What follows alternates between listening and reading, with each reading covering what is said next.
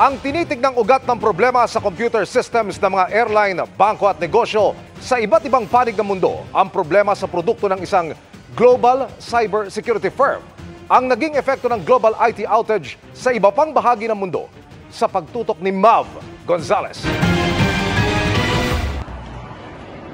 Unang iniulat ang issue sa Australia nang makaranas ng outage ang media, mga bangko at telecom companies.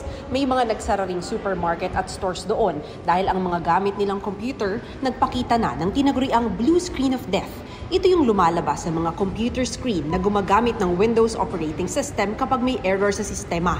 Apektado rin ng airport sa iba't ibang bahagi ng mundo. Sa Amerika, may kanseladong flight sa iba't ibang state dahil sa shutdown ng lahat ng computer systems. Tulad sa Hong Kong, nagma-manual check-in na sila pero hindi raw apektado ang flight operations. Ganito rin sa ibang airport sa Asia, Europe at Africa. Sa United Kingdom, nagkaroon din daw ng problema ang mga booking system na gamit ng mga doktor.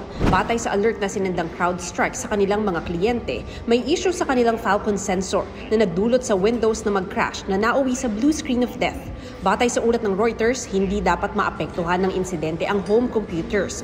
Ayon sa gobyerno ng Australia, posibleng may kinalaman ito sa issue sa global cybersecurity firm na CrowdStrike na ginagamit ng maraming negosyo sa iba't ibang bahagi ng mundo para sa security ng mga Windows computer at server. Sabi ng Microsoft sa isang pahayag, mas umaayos na ang kanilang services habang patuloy silang nagpapatupad ng mitigating actions.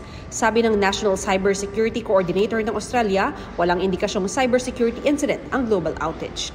Para sa GMA Integrated News, Mav Gonzalez, nakatutok, 24 oras.